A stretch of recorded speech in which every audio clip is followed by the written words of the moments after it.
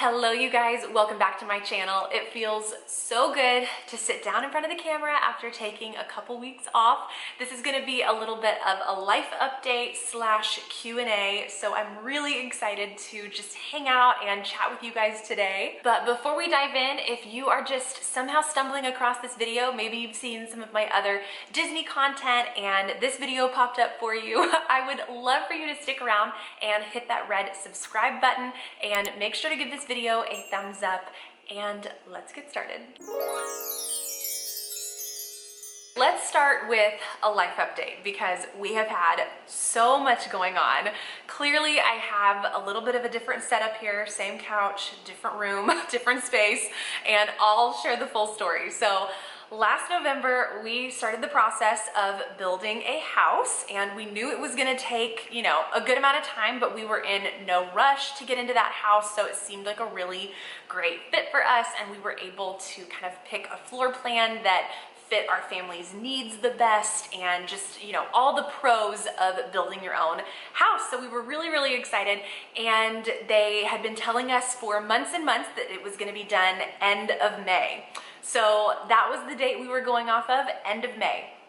We double checked with the builders, triple checked, for weeks and weeks leading up to getting our house on the market because we wanted to time it just right. And if you've ever gone through this process of building a house, you know the intricacies of it. So we went off of the original date they gave us, which was end of May, was gonna be our closing date. So we decided to list our house for sale in April.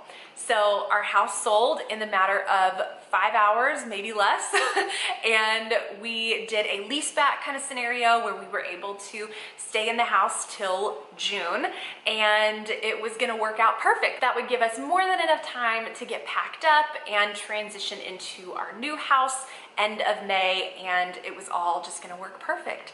Well, nothing ever goes perfectly, right? So we heard on our closing date of our last house that the date for the house that we are building has now been pushed back to end of July, potentially August.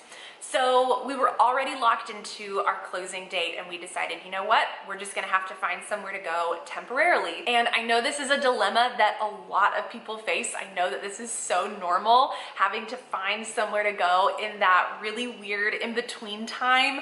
So what we decided to do, we looked into so many different options, and it was so stressful trying to figure out what is going to be the best fit for us, even financially, and just so many factors. We ended up deciding to go the apartment route, and we found a complex that was really close to our previous house, so moving was really simple, and we were able to sign a short-term lease, and everything just kind of fell into place. They had a 2-bedroom available for exactly when we needed it, for the exact length of time that we would need it, so all the pieces just kind of fell into place. We were really, really thankful that we were able to find something that fit all of our needs in the time frame that we needed it for, and really quickly too, just because we needed to lock something in the matter of a couple of weeks. And so May was a very stressful month for us, but we are fully settled now. So all of our furniture minus our couch and our mattress and Ellie's crib. We took a few other little things, but everything else is in a storage unit. And then we had to decide from there what we wanted to take with us. So we pretty much had to pack up the storage unit and then move everything else that we wanted to keep with us for the summer into this apartment. So the moving process has been a lot, just having to go through and sort through what are we gonna put in storage, what are we just gonna sell or get rid of, and then what do we wanna take with us to the apartment. So really 3 different piles were going on at the same time, but it feels really good to be officially past that stage of the moving process, and we are fully settled and unpacked into this apartment. And then I feel like in just a couple of months, we're gonna have to repack it up and do it all again. But at least for the summer, we are settled, and we have made this little apartment cozy and home for the time being. So that is what's going on in our world right now. It has been a lot, but again, we're just so thankful for the Lord's provision and just how everything has played out really seamlessly. And just really thankful. Okay, let's move on to the Q&A portion of the video. I put up a question box over on Instagram and had you guys submit some questions and things you guys wanted to chat about. So I'm just gonna read off some of the questions I got. I should also add that if you hear any dogs barking, loud thuds, weird air vent type things, just know that's part of the apartment life. So I feel like I'm back to where my channel, oh, there goes the air, got really quiet all of a sudden. But I'm back to where my channel originally started. I would sit in front of our window in our little 1-bedroom apartment 4 years ago, and I would film videos, and I would wait for the air to go off so that it wasn't so loud, and I would wait for our neighbors to walk their dogs because the dogs would be going crazy outside and I'd have to wait. And anyway, I feel like I'm back living that reality again. So just be gracious with any sounds and noises and dogs barking you may hear in the background. It's like dead silent right now, but give it a couple of minutes. Okay, so this first question is, how is Ellie Rose adjusting to all of the change with the move? So she's actually doing really well, surprisingly well. I was pretty nervous going into this transition with her because she's very routine oriented. She really likes to know what to expect. She likes to know the plans for the day. We talk about our plans for the day in the morning. That's just who she is, but she has done really, really well. One thing that was challenging that I didn't expect with her though was there was an afternoon that I didn't have childcare and needed to take her with me back to the house to pick up a few more things. We were kind of wrapping up, grabbing some things from our garage, and then that was kind of gonna be it.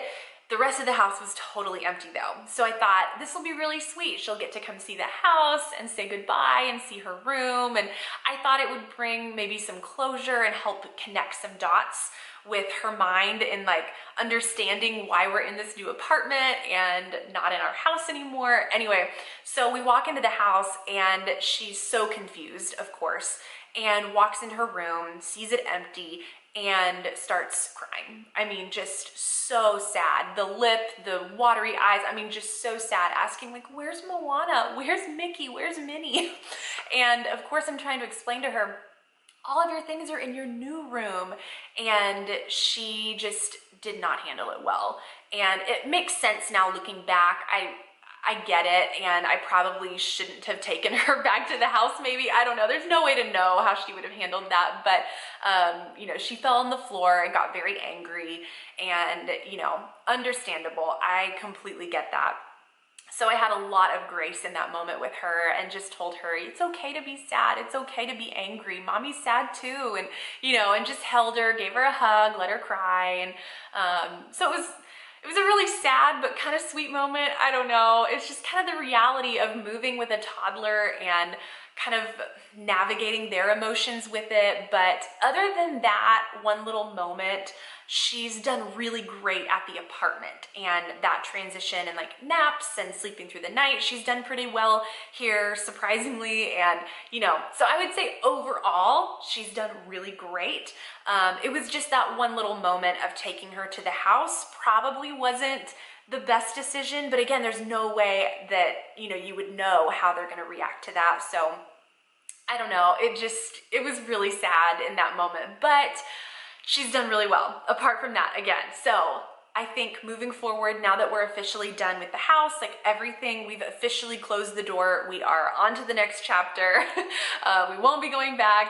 So I think it'll be really helpful moving forward, you know, not doing any back and forth or anything like that with her. So she's done really great though. Okay, this next question is still on the topic of motherhood, packing and moving and building a house.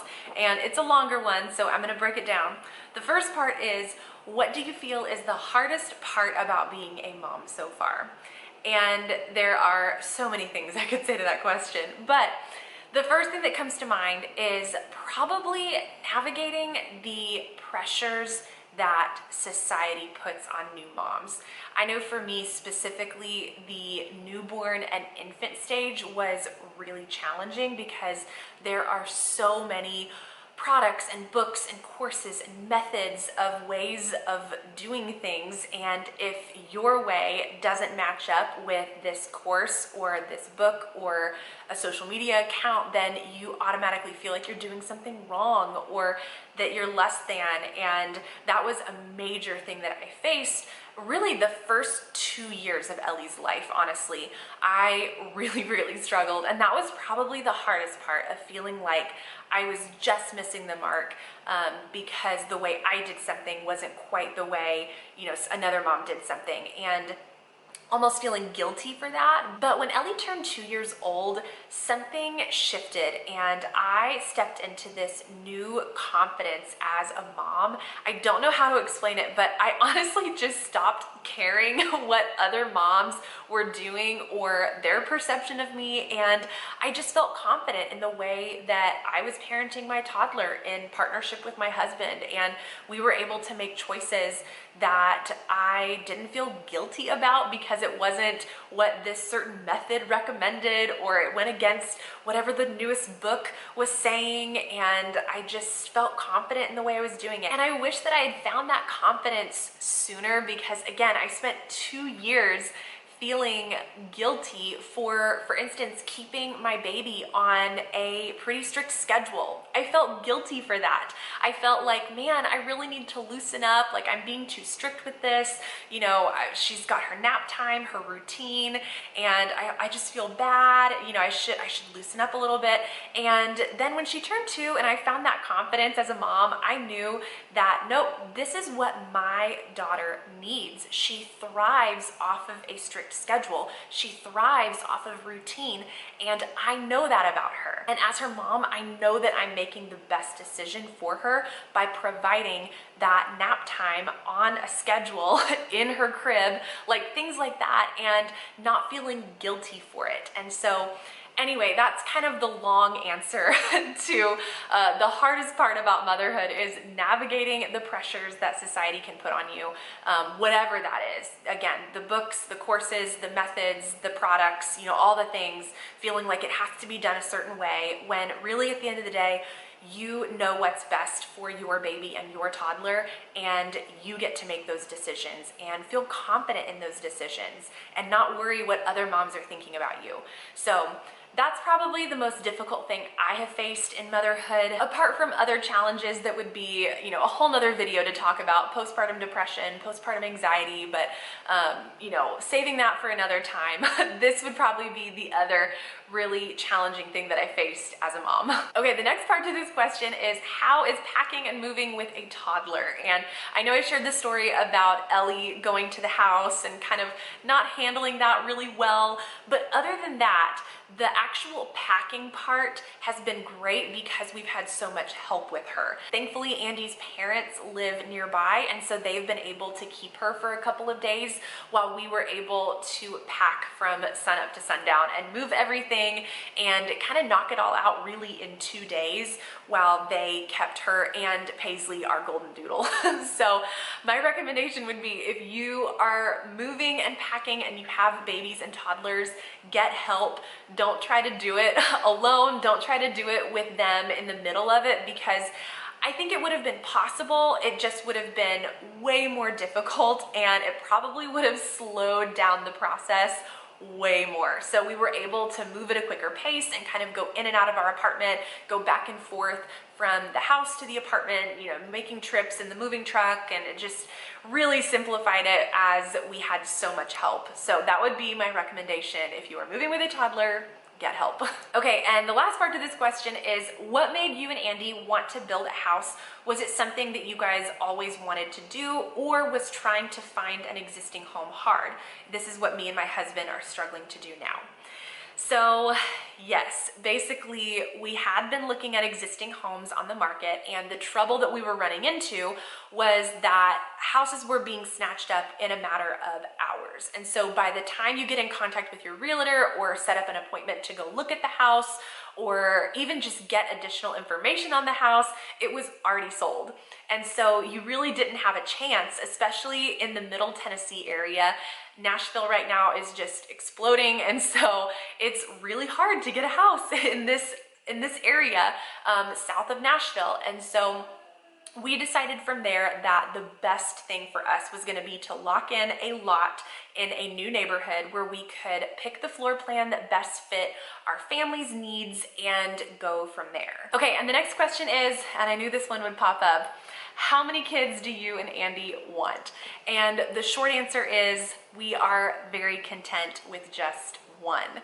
We truly feel like our family is complete with just the three of us. And even though this isn't originally how I envisioned our family when Andy and I first got married, but for a variety of reasons with pregnancy complications, and if you followed along with my pregnancy journey, then you know a little bit, but I feel like it's really the best decision for us, unless the Lord has other plans for our family. But as of right now, we are very confident with it just being the three of us, and we love our family of three. Okay, totally switching gears. This next question, well, more of a statement.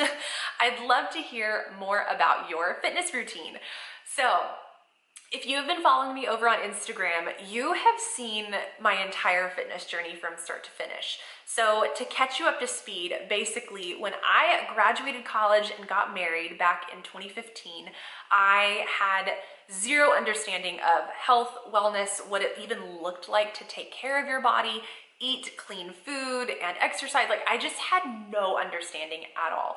And so after getting married, I gained about 60 pounds in a matter of 2 or 3 years-ish.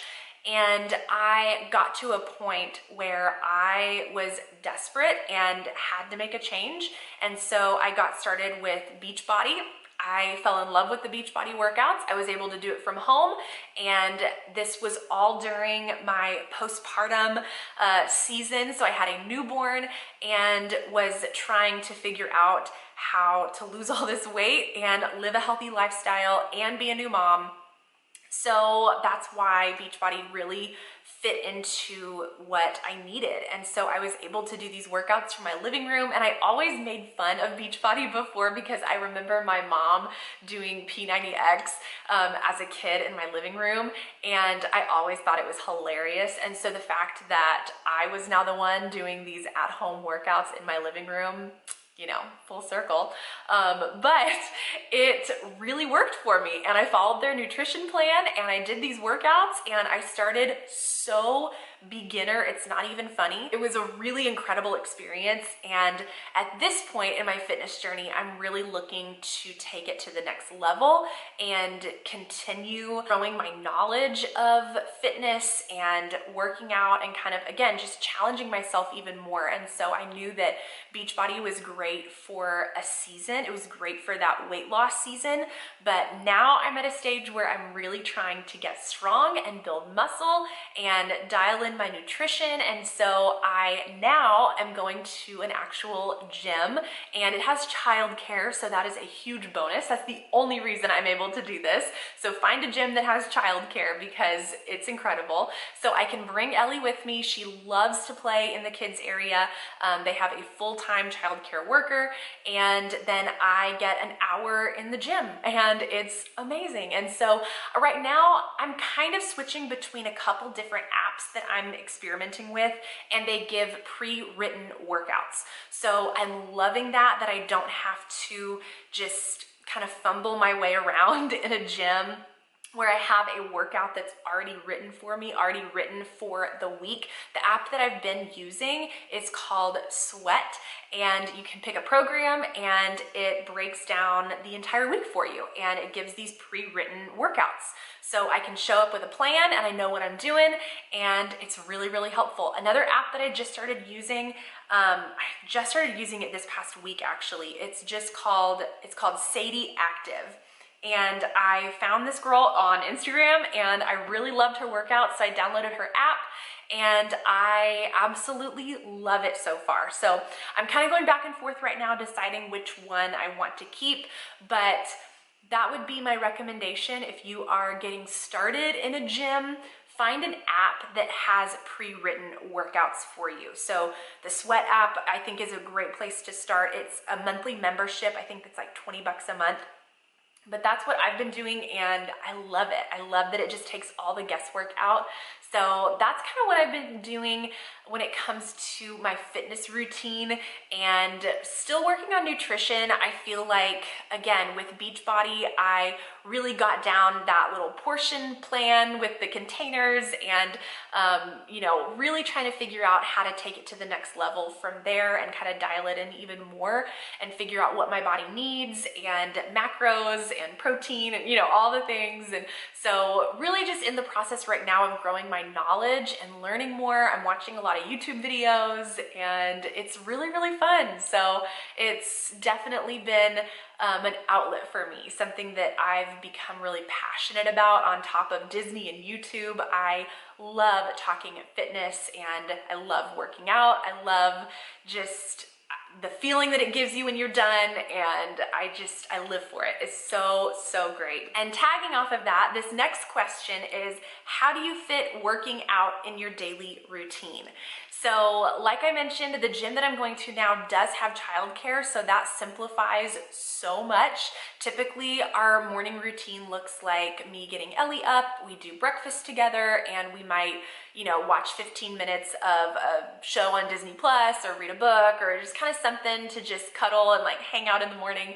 And then I'll get dressed and I incorporate her into me getting ready. So that way she's just in my world. And so we get ready together, and then if there is some kind of activity in the morning that we go to, maybe like the library, she loves going to the little toddler gym at the gymnastics place nearby, different things like that. We just started swim class.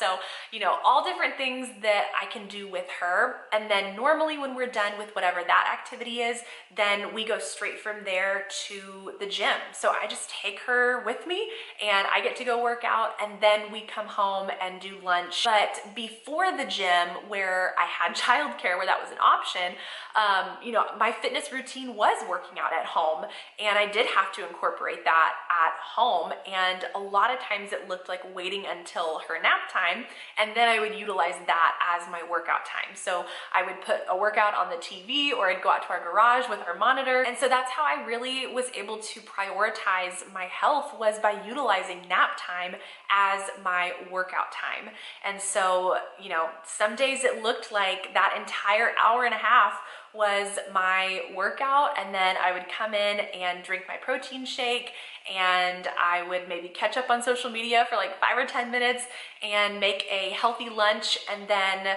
that was it. And then you know, Ellie was up and ready for the afternoon, and so that was the entire nap time. But it felt so good to feel like I had done something really positive for myself. Like I had invested into my health. I didn't just lay on the couch for an hour and a half and watch a TV show, where yes, some days that is so needed, and I will absolutely take the time to watch a TV show or take a nap on days where I really need it. But I would say the majority of days were spent me sweating in that garage and cooking a healthy lunch and taking the time that I needed to really invest into myself and taking care of my body. And so it was a huge piece for me, even mentally as well. Just feeling like any frustration from the morning or any lingering just, I don't know, funk that you can get in as a mom, or even in that season where I was really battling postpartum depression, fitness was really the thing that kind of kept me stable. Just having that time to work out and kind of get my heart rate up really, really helped me mentally. So that is pretty much what my fitness routine looked like and now looks like with a toddler. All right, and lastly, let's move on to some Disney questions. So this first one is, tell us about any upcoming Walt Disney World trips. So I do have an upcoming trip, and I'll do a formal like trip announcement video. I normally wait until about a week or two before the trip to do the trip announcement video, but I'll go ahead and share that we are going to Disney in July. It's gonna be my mom, myself, and Ellie Rose. So Andy's gonna be staying back this time, and it's gonna be the three of us. So this will be Ellie's first trip back since December. And if you watched the December vlogs, that trip was very challenging, and I've held off on bringing her for a while. I just thought, you know what, let's give it a little bit of time before I bring her back again.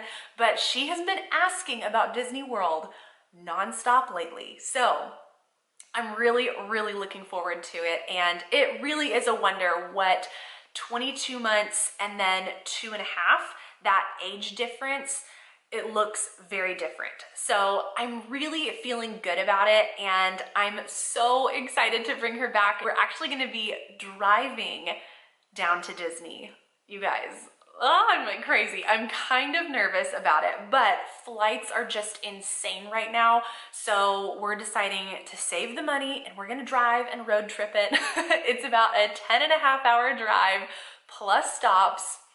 So pray for us, but we're gonna do it.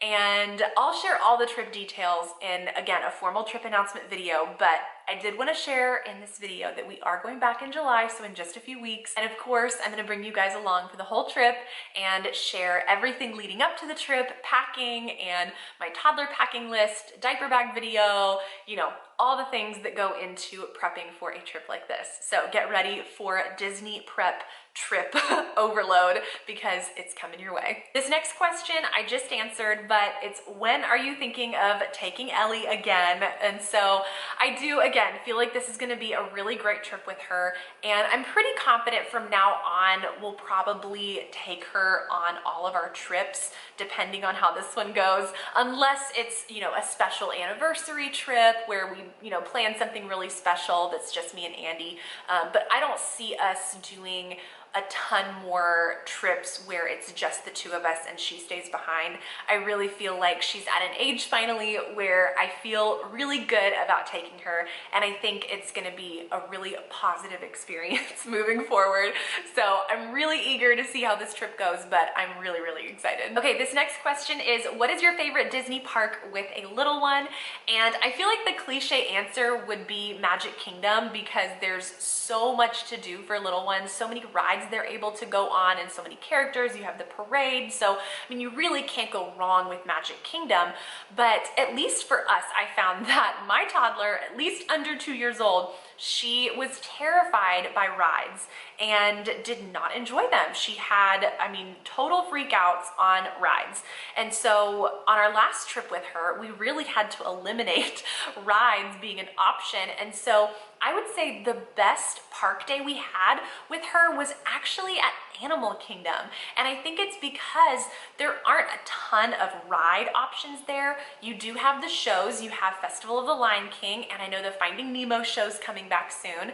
And then of course you have the safari, but then there's all these walking trails where you can see the animals, and there's so much for them to see and look at that's what I feel like she enjoyed the most. There's also the Rafiki Planet Watch train to the conservation station where they have the petting zoo. That was one of her favorite things as well. She really enjoyed the character dining at Tusker House, so she was able to see Goofy and Mickey Mouse and Daisy, and you know, so that was a really fun experience as well. So I feel like Animal Kingdom would actually have to be the park I would pick. We really enjoyed spending time at the Nomad Lounge, and I think that Ellie especially enjoyed the outdoor seating area because it's couches, and so she could be a little more mobile. She wasn't in a high chair, so we really enjoyed our time at Nomad Lounge. My husband and I were able to kind of unwind for a little bit and grab a cocktail, and then we put a show on for her, and she was able to kind of crawl up and down on the couches and the chair, and she just really loved it. And so I think that's why I would say Animal Kingdom for my favorite park with little ones. Ooh, there's also the Boneyard playground for little ones as well. So that's another really great thing for them to do. So there really are lots of options for babies and toddlers at Animal Kingdom, even though it may not appear that way because there aren't as many rides. So don't overlook Animal Kingdom for that reason. I think it's really, really great for that age range. Okay, the next question is, what is your budgeting process for Disney? Do you budget first and then plan or prioritize experiences and budget around them, if that makes sense? Yes, it totally makes sense. So I would say first, we always look at our budget before we start planning something. So I always look, I have like a little Disney account. I literally have a Disney account with money designated for Disney World. And that really simplifies the budgeting process because I'm able to see, a very black and white number of exactly what I have towards my Disney vacation. And so, you know, whatever that number is at the time, then I know what I'm able to afford on that trip. And so if I'm able to splurge a little bit on the resort, or if, you know, that number is a little bit less and so we need to cut back and stay at a moderate resort this time, or do I want to keep saving up and wait a little bit longer to go and then have the trip be a little bit longer? Or would I rather take the money that I have right now and go sooner and let it be a shorter, more budget-friendly trip? So there's lots of factors that go into deciding kind of when we're gonna go and what the trip is gonna look like, but the first thing we always do is look at that bank account number and see what we have to work with. And if I really have my heart set on a certain resort, then I'll probably wait and save up a little bit more for it. So that's kind of how we budget for it. And so from there, after I know the number that I have to work with, then I am able to budget accordingly. So I always start with resort. That is always my number one thing that I go with. And then from there, I determine transportation, and if we are going to fly, if we have sky miles, I'll always look at how many miles we have. Same thing with dining and experiences. That's normally the last thing I'll budget for because you don't have to plan that so far in advance, and those things are easy to kind of adjust as you get closer to your trip as well. So that's kind of how I budget for it. I know that's like kind of vague. I could go into way more depth if that's something you guys would be interested in. I could do a full video on budgeting and kind of my spreadsheet for it. I have Andy do a whole Excel thing. He's really good at like Excel formulas. So I could show you all that. I factor in tax to my dining, the whole deal. So if that's something you'd be interested in seeing, I can absolutely do a video on that. So let me know in the comments down below. But that's pretty much how I budget. I do the account and number first, I look at that and then go from there. Okay, this next one is, what is one experience in Disney that you think everyone should do?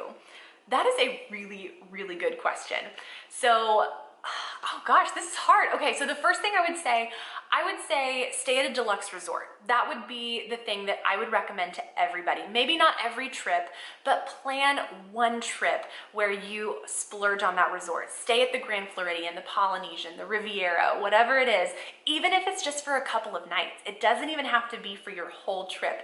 Rent DVC points, whatever you have to do, but find a way to factor in a deluxe resort stay into your trip. Again, whether it's the full stay or just a couple of nights, I think it's an experience that everyone needs, and you really get the full Disney experience. I feel like when you're at a deluxe resort, there's just something magical about it that you don't get at off-site resorts or even value or moderate resorts. Again, there's just something really special about these deluxe resorts. All of the transportation perks and some of the dining perks that a lot of these resorts have. So that would be the first thing I would say, is find a way to stay at a deluxe resort on your vacation. The next thing I would say that everyone needs to experience is some kind of ticketed event, whether it's a Christmas party or Halloween party, which I have never done, by the way. Shocking, I know. I've literally never done a Christmas party or Halloween party. So hopefully one day I can actually experience that. But one ticketed event I have done is one of the after hours events. Back when they were doing it at Hollywood Studios, that was an incredible experience. We've also done the fireworks dessert party at Magic Kingdom. So that's another really fun experience. Something where you feel VIP. I don't know, whether it's, again, that after hours party or one of the holiday parties, the fireworks party. They do the fireworks cruises where you can rent a boat and maybe you split it with a whole bunch of people so it's more affordable. But some kind of ticketed event that, again, makes you feel like you are a VIP at Disney. I think everyone needs to experience something like that at least one time. Factor it in, budget it into your Disney vacation, whatever you have to do, because I promise it's worth it. You will have that memory forever, and it's just amazing. Okay, this next question is, would you recommend Genie Plus for a Disney trip with a 2-year-old? This one's a little tricky, but my answer would be take it day by day and figure out what your day is gonna look like first, depending on what park you're gonna be at. So for instance, at Animal Kingdom, I don't think it's necessary. I would skip Genie Plus altogether. Same thing at Epcot. I really don't think there's enough to do, especially with a 2-year-old, to make it worth it. And then Magic Kingdom, if you know your toddler is going to love the rides, go for it. I think Magic Kingdom is where you get the most bang for your buck. So that would be the park that I recommend it the most with a 2-year-old. And then Hollywood Studios would be the park that is a little bit of a toss-up. And the reason being is there are not that many rides, obviously, that a 2-year-old can go on at Hollywood Studios. You have a couple of character meet and greets, you have a couple of shows, but apart from that, that's pretty much it for a 2-year-old. The only reason I would recommend Genie Plus at Hollywood Studios is if you and whoever you're with plan on utilizing Rider Swap through the Lightning Lane with Genie Plus. So that's what me and my husband did, and we were still able to ride Toy Story Mania, Rock and Roller Coaster, and Tower of Terror through Genie Plus by booking Lightning Lanes, and we just did the Rider Swap thing. And so we still, I feel like, got our money's worth with Genie Plus, but we didn't necessarily use it for my 2-year-old. So that's why I say it's a little bit of a toss-up. You just kind of have to decide what's a priority for your party, whoever you're with that day at whatever park you're at, and kind of go from there. So I would automatically rule out Animal Kingdom and Epcot though for Genie Plus. Personally, I don't think it's worth it. Magic Kingdom, if you know your toddler is going to love the dark rides and just be all about it, then go for it. And then decide what's gonna be best for you and your party at Hollywood Studios. That one's a little bit of a toss-up again. So that would be my recommendation for Genie Plus with a 2-year-old at Disney. All right, it is starting to get dark outside. I feel like I've been filming for so long, so I'm gonna call it quits here. I know there's a few questions I didn't get to, but thank you guys so much for watching and being a part of this community here. I seriously love chatting with you guys in the comment section, so I would love to hear from you, but thank you guys again, and I would love for you to stick around. If you have made it this far, thank you. You are the true MVP. You deserve an award. So make sure to hit that subscribe button and give this video a thumbs up, and I will see you in my next one. Bye.